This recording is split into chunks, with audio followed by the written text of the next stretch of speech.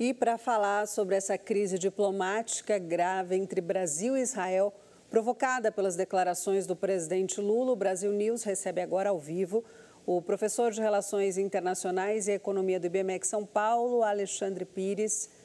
Professor, seja muito bem-vindo aqui no Brasil News. Obrigada pela sua entrevista. Professor, o que significa exatamente, na prática, ser considerado uma pessoa não grata num país? Primeiramente, agradeço o convite, Thalita. Essa figura da persona não grata, ela não é algo só opinativo, não é só algo cerimonial, ela é jurídica, ela faz parte do arcabouço jurídico internacional. Ela é regida ali por uma convenção, a Convenção de Viena de 61, e isso significa que, seja um diplomata ou algum representante diplomático, ele não vai poder mais exercer essas funções. No caso do presidente Lula, ele é o chefe de Estado brasileiro, ele é o representante do Brasil diante de outras potências, de outros países. E agora ele estaria impedido de realizar essas funções em Israel ou em fóruns em que Israel tivesse algum poder decisório. Então, isso significaria que Lula, por exemplo, não seria recebido em Israel, não poderia entrar. Então, é uma figura jurídica importante que significa que os países estão ali em uma rusga diplomática, estão numa crise diplomática, e isso pode evoluir até uma ruptura de relações. Professor Alexandre Pires, é um prazer tê-lo aqui mais uma vez conosco.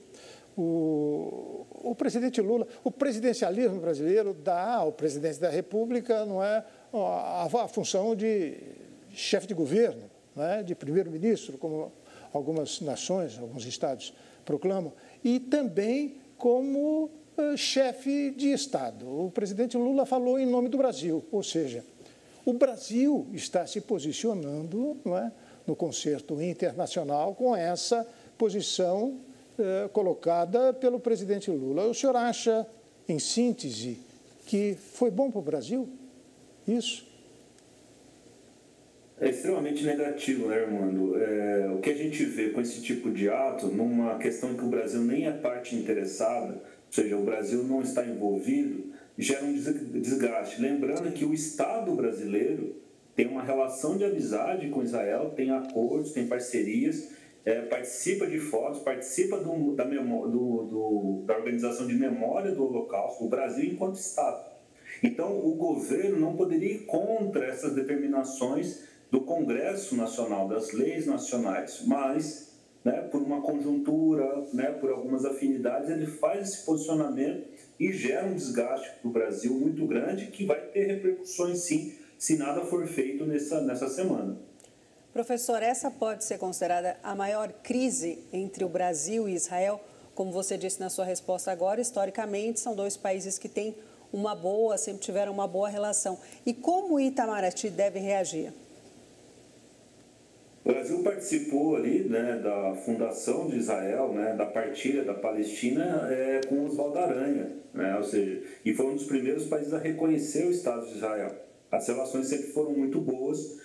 Nós tivemos uma rusga, Thalita, que foi também em relação a Gaza durante o governo Dilma, em 2014, em julho, até que Israel chamou o Brasil de anão diplomático, que só causava problema. Nós estamos revendo isso, assistindo novamente uma situação dessa, num momento em que as relações do Brasil com Israel estavam muito boas, porque o governo anterior tinha aproximado muito, e é um país que é uma grande potência em termos tecnológicos, capacidade de investimento, inclusive no nosso setor de agricultura. Então, é ruim esse tipo de relação, Então, um ponto importante que eu gostaria de notar é que, em diplomacia, basta a má vontade para atrapalhar um país. A má vontade em assinar um acordo, liberar um navio, receber uma carga, autorizar uma tecnologia, permitir um royalty, isso tudo prejudica demais.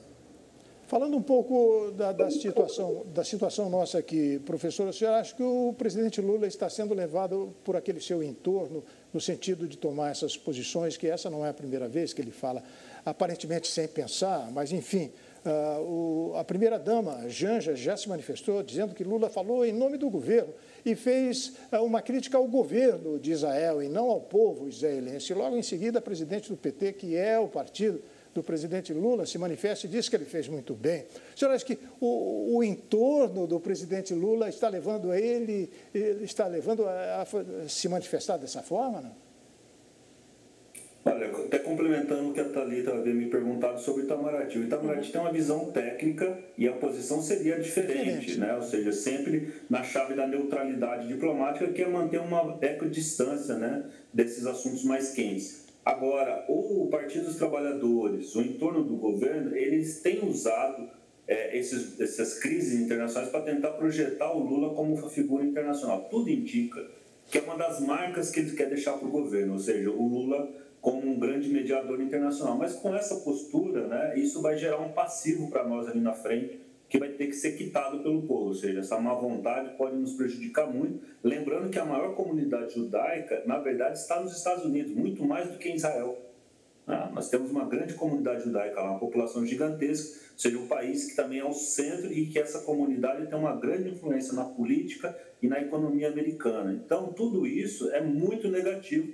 E, claro, né, essa corda está sendo esticada demais, irmã.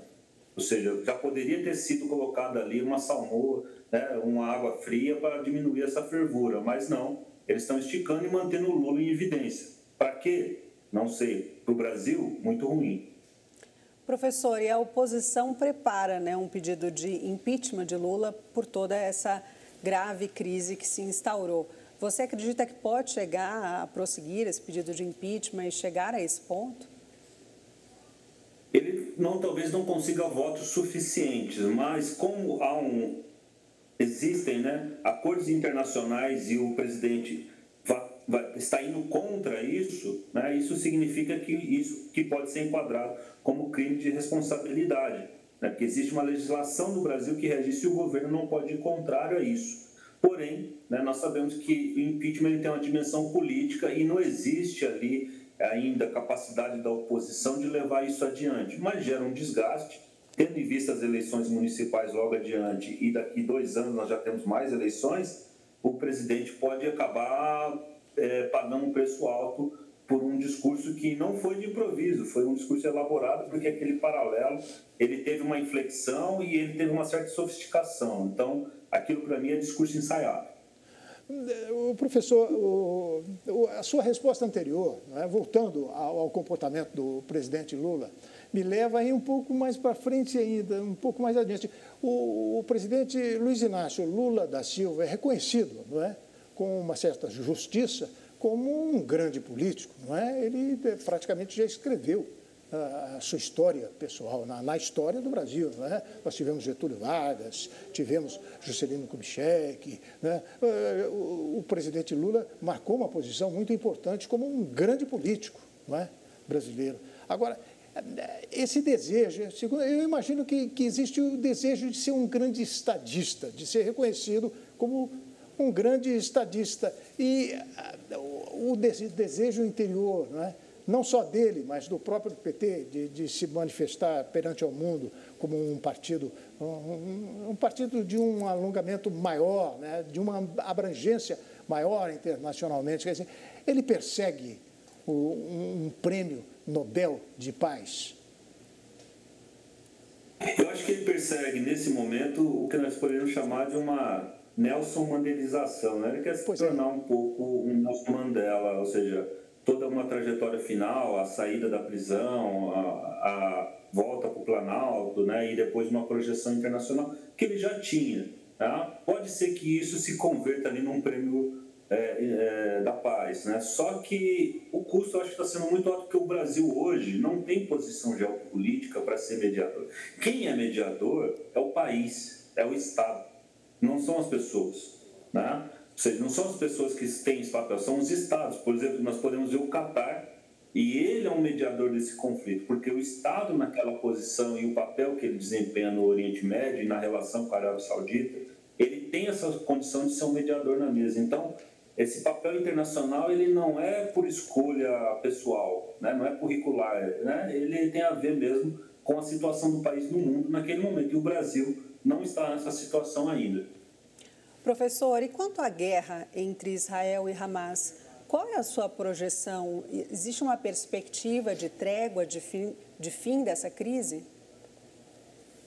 Eu tenho feito análise disso desde o 7, do fatídico 7 de outubro. Sim. E o que eu disse já na minha primeira entrevista era que a tendência, tendo em vista a gravidade do ataque, a severidade, a perfeição, a coordenação que o Hamas conseguiu, o fato de ocupar o sul de Israel, isso levaria Israel a não permitir nunca mais isso. E a implicação disso é que Israel vai ter que fazer uma ocupação militar de Gaza. Isso significa que a guerra vai durar muito e nós vamos provavelmente não ver ali uma volta ao status quo antes. Ou seja, a gente não vai voltar para a situação anterior. O que nós vamos ter, sim, é Gaza muito provavelmente militarmente ocupada e com presença civil, porque a construção dos novos hospitais, de toda a infraestrutura, provavelmente vai ser feita por Israel e supervisionada por Israel para que os recursos não sejam desviados para a construção de túneis e para usos militares. Então, essa guerra ela só vai ser convertida numa ocupação e nós não vamos ver o fim dela em 6 meses e 1 ano. Ou seja, a situação do Oriente Médio mudou depois do 7 de outubro. Professor Alexandre Pires, mais uma vez, muito obrigado pela sua participação aqui conosco no Brasil News. E até uma próxima, hein? Obrigado. Obrigada. Muito obrigado pelo convite. E daqui a pouco, a Polícia Federal intima Bolsonaro a depor sobre tentativa de golpe de Estado. Morre aos 87 anos o empresário Abílio Diniz, considerado um dos maiores especialistas em varejo no Brasil. O Brasil News volta daqui a pouquinho. Até já.